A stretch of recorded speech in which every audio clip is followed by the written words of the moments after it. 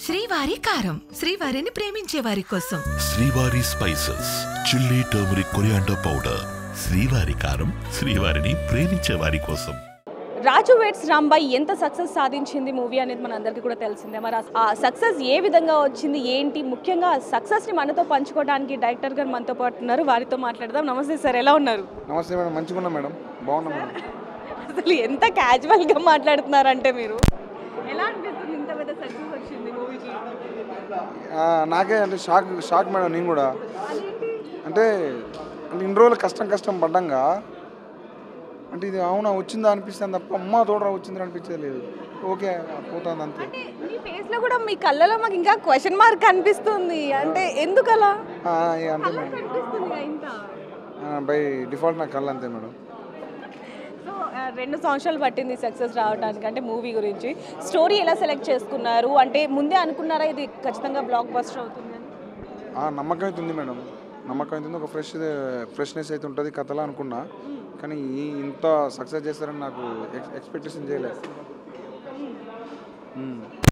Story అంటే థియేటర్స్కి వచ్చిన తర్వాత ఈ మూవీలో సాంగ్స్ కావచ్చు, స్టోరీ ముఖ్యంగా ఆడియన్స్ అందరినీ కూడా కట్టి పడేసింది. సో ఏమనిపించింది ఆడియన్స్ దగ్గర? ఇది ఫస్ట్ అనుకున్నదే థియేటర్ సినిమా మేడం, థియేటర్కే చేద్దాం అనుకున్నా, థియేటర్ సినిమా చేసిన. సో నాకు తెలిసి ముందే అవి పేలుతాయి, ఆ నాస్టాలజీ, ఆ ఫీలింగ్స్ అంతా పేలుతాయని గట్టి నమ్మకం ఉండే. 2.5 అయింది, అంటే దాన్ని డబల్ వచ్చిందని చెప్పొచ్చు, ట్రిపుల్ కూడా వస్తుంది. ఇప్పుడు వరకు ఉన్న రెస్పాన్స్కి ఎలా అనిపిస్తుంది మీకు? అంటే మీరు థియేటర్స్కి వెళ్ళి కూడా అభిమానులు ఎలా ఎంజాయ్ చేస్తున్నారో చూసారు కదా, సో ఎలా అనిపిస్తుంది? అదే మేడం, అంటే నేను అదే చెప్పలేకపోతే నేను ఇన్ని రోజులు అలా కూర్చున్నా, ఇటు నుంచి చూస్తే అమ్మ నా సినిమానారా అంటే అంత వైబ్ ఉంది అనిపించింది, మజా వచ్చింది మేడం. దాని మించి ఇంకేం మాట చెప్పలేను. ఆనందం, దుఃఖం, బాధ అన్నీ అరే దీనికోసమే కదా నేను చేసింది అనిపించింది. నెక్స్ట్ మూవీ ఉన్నది మేడం, సార్ వాళ్ళతోటే ఉన్నది, మన బన్నివాస్ సార్, వంశీనందిపాటి సార్ తోటే ఉన్నది. అసలు నిజంగా ఎంత నార్మల్గా కామనర్గా ఉన్నారు అంటే మేము షాక్ అవుతున్నాం అసలు, తెలుసా? ఇదే కామం నాది ఇంతే మేడం, నా స్టైల్ ఇంతే, మంది ఇంతే. సో ఫైనల్గా మూవీ గురించి ఏం చెప్తారు? చూడని వాళ్ళు చూడండి, చూసిన వాళ్ళు మళ్ళీ చూడండి, సినిమా ఎంజాయ్ చేయండి. So thank you so much, ఇట్లాంటి సక్సెస్ ఇచ్చినందుకు ఆడియన్స్కి థ్యాంక్ యూ సో మచ్. ఈ మూవీ ఎంత సక్సెస్ అయిందో ఆ మూవీలో ఉన్న సాంగ్స్ అంతకంటే డబల్ సక్సెస్ అయిందని చెప్పొచ్చు. లవర్స్ అందరూ కూడా ఆ సాంగ్ విని ఏడ్ చేస్తున్నారు, ఆ విజువల్స్ కూడా మనం చూసాం, సీన్స్ కూడా.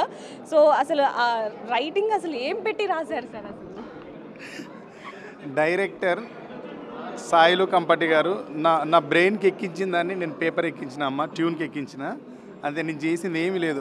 ఆ పాత్ర తాలూకు తీవ్రతని రాసిన.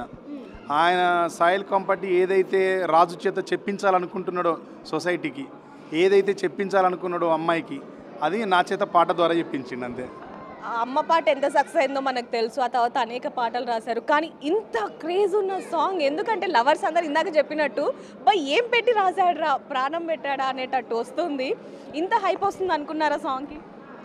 నేను కాదు కానీ మా ఈటీవీ విన్ వాళ్ళు, Sai sir, Nitin sir and Tanmay garu, Bittu గారు, తర్వాత వేణు అన్న తమ్ముడు అయితే ఒక చరణం ఈయన ఉన్నప్పుడే రాసినాం, మార్చి రాసినాం. ఫస్ట్ చరణం అది కాదు, వేరే రాసినాం, అది గుర్తుకు లేదు మేడం. ఒకటి కాదు 4 రాసినాం దానికోసం.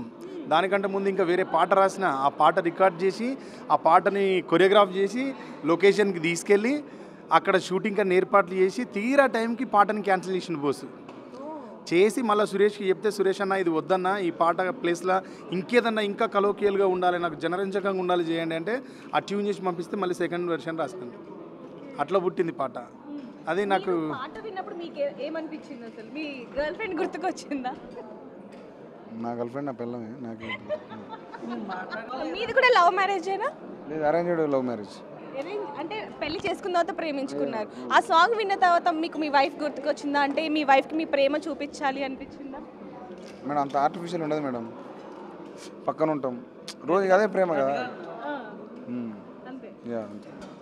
సాంగ్ గురించి మాట్లాడారు, మరి మూవీ ఎలా ఉంది? మూవీ ఎట్లా ఉంది అన్నది ఈరోజు జరిగిన ఫంక్షన్, ఇప్పుడు మన ఇద్దరం మాట్లాడుకుంటున్న ఈ సంభాషణ ఎగ్జాంపుల్. మేమేమి ప్రత్యేకంగా చెప్పాల్సిన అవసరం లేదు, ఎందుకంటే ఆడియన్స్ దాన్ని ఎంత ఆదరించాలో అంతకు పైన ఆదరించింది.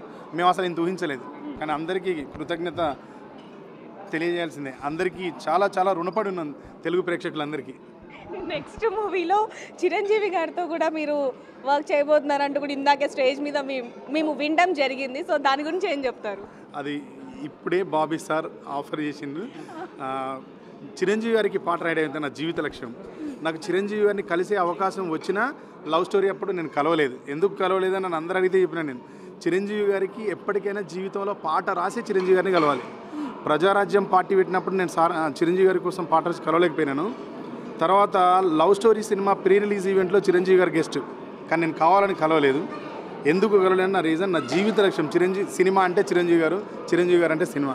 ఆయనకు పాట రాసే అవకాశం నాకు ఇచ్చినందుకు బాబీ సార్కు చాలా చాలా కృతజ్ఞతలు. మీరేం చెప్తారు? మేడం నాకు ఇంకా నేను షాక్ ఫ్యాక్టరీలో ఉన్నా, నాకు ఆ యాక్టింగ్ రాదు, ఏం రాదు. తర్వాత చేయిస్తాడు కానీ సార్ తర్వాత ఇబ్బంది పడతాడు.